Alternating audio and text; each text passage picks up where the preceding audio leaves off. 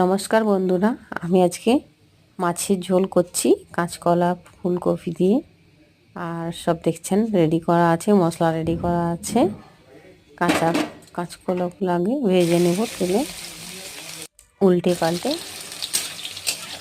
মশলা সব কিছু রেডি আছে।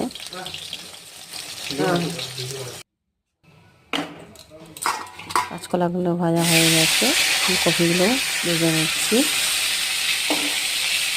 হলুদ একটু হালকা মাখিয়ে নিয়েছিলাম যাতে স্বাদটা থাকে। সেই তেলে আলুগুলো ভেজে নিলাম। আর একটু হালকা তেল দিয়ে জিরা ফোড়ন দিয়ে শুকনো লঙ্কা তেজপাতা দিয়ে দিলাম ফোড়ন।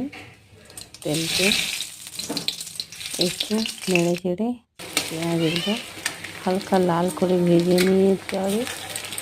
তারপরে টমেটো কাটা ছিল সেটা দেওয়া হবে। নেড়ে চেড়ে হালকা ভেজে একটু নুন হলুদ দিয়ে নেড়ে নিলাম।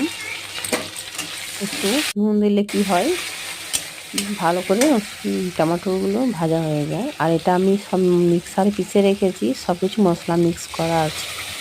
এতে আছে লঙ্কা, আদা, রসুন, একটু এলাচ পাউডার।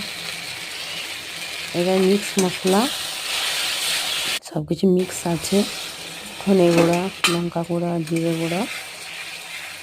এটা আমি রেডিমেড চিনি। মশলাটা খুব ভালো, যে কোনো রান্নাতে আমার খুব হেল্প করে। মশলাটা খুব টেস্ট লাগে রান্না করলে। আর এই যে দেখছেন ভেজে রাখা সবজিগুলো সব মশলার মধ্যে কষে আর দিয়ে দিলাম। ভালো করে নেড়ে চেড়ে ভেজে নিতে হবে সবজিগুলোকে। আর হালকা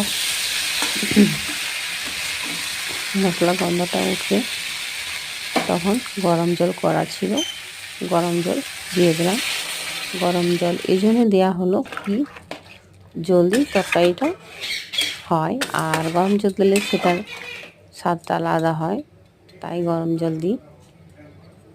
আর ওটা ফুটে গেল দেখছেন জলদি। মাছগুলো ছিল ভেজে রাখা, মাছগুলো দিয়ে দিলাম ঝোলে।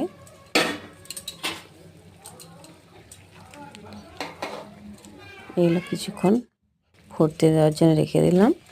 উপর থেকে হালকা গরম মশলা পাউডার একটু ছড়িয়ে দিলাম।